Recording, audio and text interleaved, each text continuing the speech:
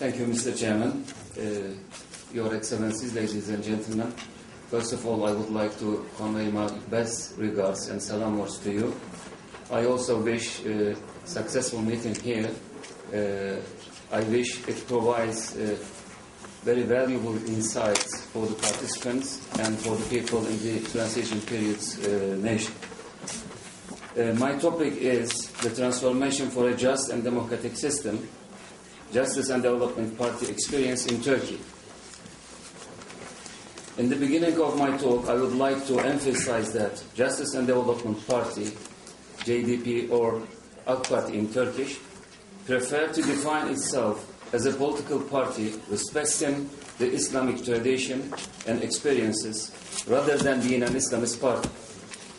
Regardless the structure of Turkey's political system and the political orientations of its governments, the most fundamental sociological motivation of Turkish people has roots in the Islamic civilization and values.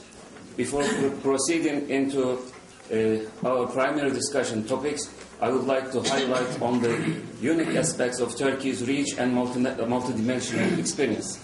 In my presentation, I will focus on three areas. The first, the democratic experience of Turkey, and the second question, how the Turkey's experience affects broader Islamic world. And in the third part, I will try to focus on four major principles in forming just and democratic system. Turkey's modernization process took place in the form of a top-down authoritarian westernization program that distanced the country from the Islamic tradition. Based on this approach, the state enforced a set of policies to transform society's understanding of religion, lifestyle, culture, and education. This prolonged enforcement led to dispute and conflict between establishment, the state, political, military, and economic establishment of the state and society. Since the first multi-party election took place in 1946, Turkey's 60-year-old multi-party democratic system has witnessed the people's resistance to state-endorsed authoritarian parties. During the democratic experience of Turkey for 66 years, the people's free will was interrupted by military interventions 5 times. Even as late as in year 2007, an attempt for coup d'etat targeting the GDP government was prevented by democratic means. After coming to the power in year 2002, the GDP succeeded in undoing this scheme by eliminating military, civilian, political, and economic tutelage. Such a democratic development empowered the people in ensuring the consolidation of participatory democracy from the smallest social units to the highest ranks of administration. The fundamental reason behind the GDP's success was its ability to prioritize and immediately take necessary steps to facilitate the country's economic, political, legal, and institutional democratization. Actually, this process provides upward social mobility to the country's underprivileged masses. Hence, the masses previously seen as backward gained the opportunity to move forward for economic and political center. For the Turkish political experience, the last decade could be marked or could be named as a period of change. As such, the following decade will witness the process to complete democratization process, or to complete the process of democratic transformation. The following decade must focus on systematic transformation in two major areas, political area and economic field. Political transformation should eliminate all tutelary mechanisms imposed by 1980 military coup d'etat attached to the political system. Economic transformation represents another key area. Turkey's success in ensuring macroeconomic balances in the last decade reduced the influence of the monopoly of capital holders who flourished under the protection of the totalist system over the decades, over the economy. In this sense, as the last decade represents a period of significant change, the next decade must, or we wish, it will, bring about a notable transformation in economic structures while securing a sustainable stability. Actually, we have a proposed model for economic transformation for the next decade. You will have in the paper, at the end of a paper, in the appendix. This is our proposed model. To reach economic transformation, Turkey's economy needs to make significant changes in 3 areas.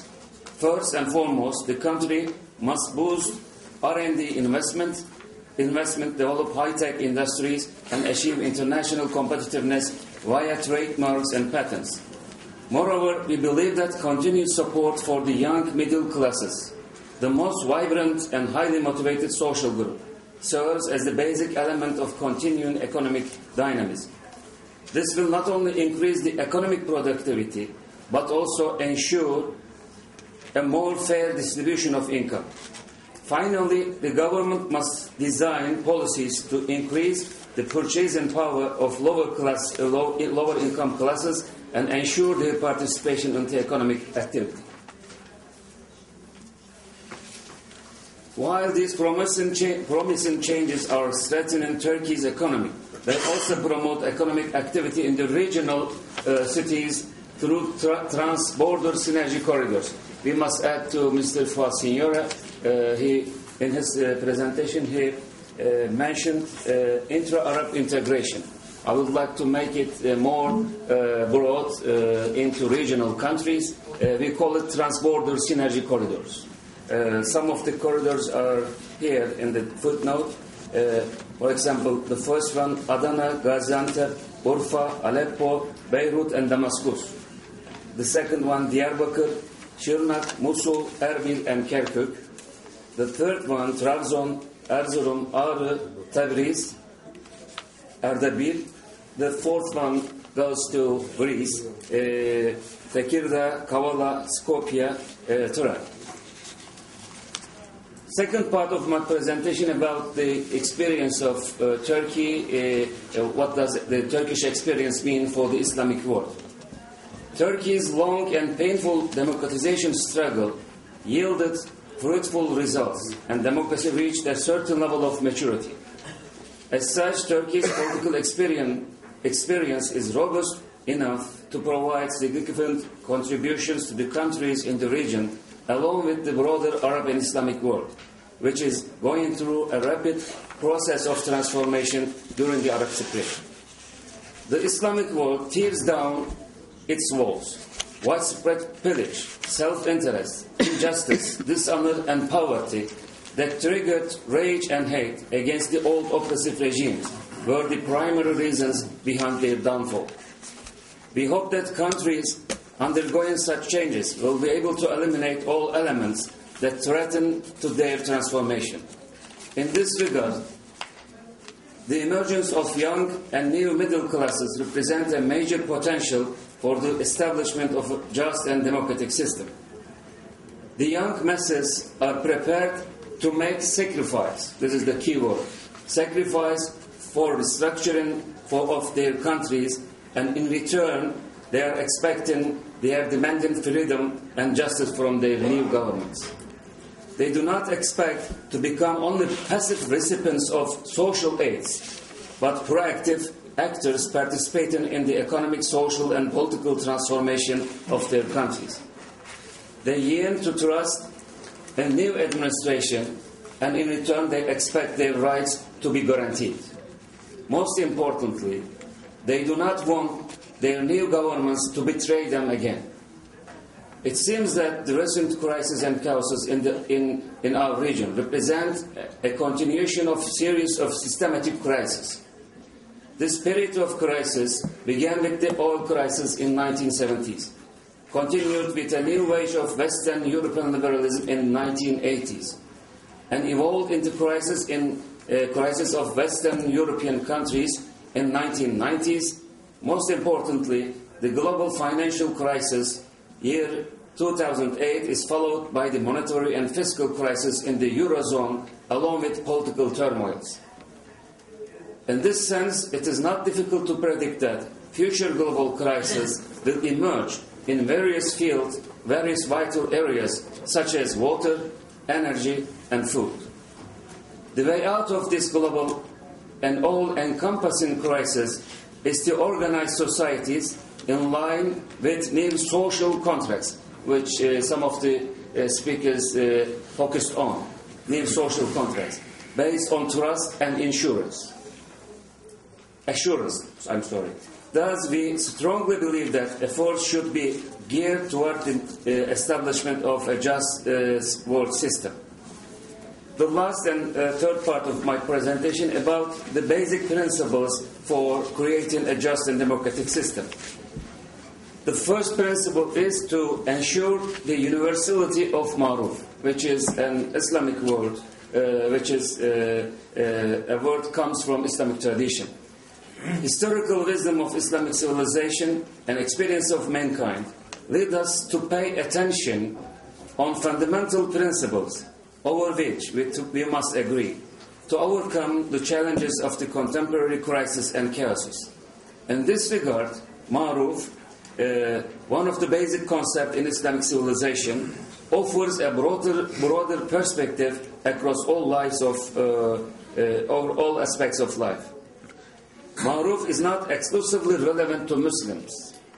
It refers to a notion of universal good, such as justice, charity, fidelity, friendship, and trust, that all people must with conscious and wisdom can agree upon it. The second universal principle is to prevent degeneration of man and society. It is not sufficient to dismantle oligarchical structures only. We must also prevent new administration from producing new oligarchies. Given these new administrations organize themselves at the expense or through the exclusion of other members of the society, they will even produce new totalitarian regimes. In order to prevent these, we need a new social contract to liberate all social groups in communal activities. In fact, in all three Abrahamic faith traditions, Abrahamic tradition offers us three examples of degeneration of mankind and society. Political oligarchy is the order of Pharaoh. Economic hegemony is the order of Karun. Ideological and religious case is the order of Balaam. You'll see the explanation of Balaam in the footnote. It is not mentioned in Quran, but it is mentioned in the Old Testament.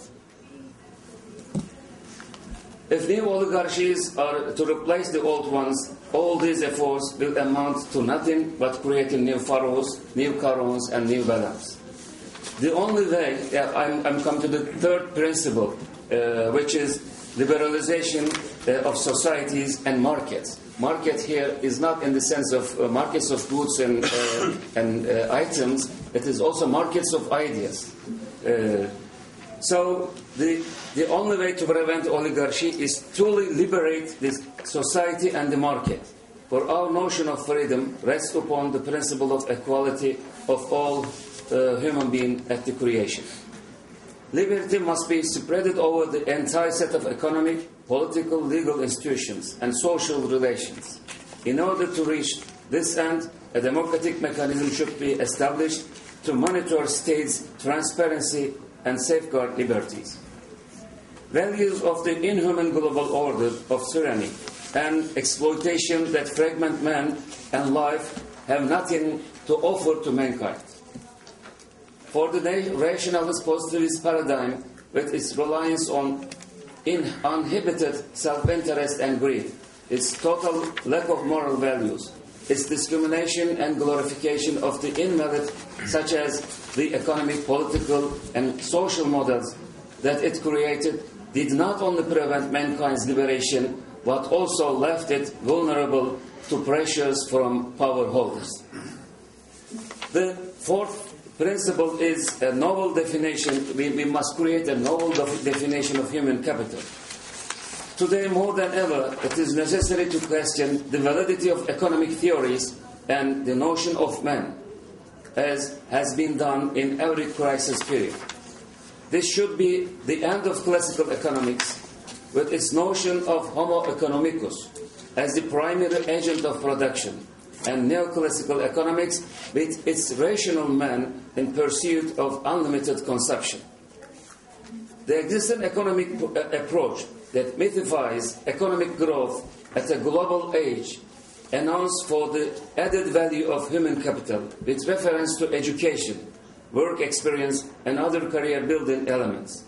Furthermore, a given individual's lifelong accumulation of income is based on the optimization of the number of his children and the rationality of marriage choices. At the same time, the current global financial crisis demonstrated that man is capable of acting against his self-interest and rationale. The human element emerged as an indispensable factor in the emergence of the crisis, alongside the structure and institutions of global finance and economics. Therefore, the construction of new economic structures to replace the old necessitates a novel definition of human capital that acknowledges an active role for trust, altruism, and solidarity in decision-making process. The exclusive policies of the economic modernization experience caused interest to replace reciprocity in man's relation to nature and others. Based on this materialistic experience, economic life surrounded all other aspects of life, in contrast to creation and human nature. This led to an overall distinction from moral values and materialization of the man. Our primary objection is, in this sense, is to the dominant paradigm that paid imprisoned man into market and politics and deemed man into a commodity. For the entire universe was originally created for mankind, and man was entrusted with that responsibility.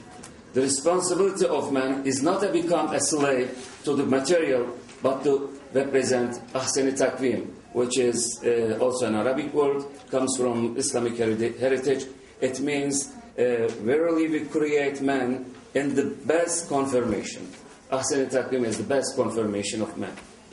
Finally, once again, I would like to emphasize that we must prioritize man, not politics or markets.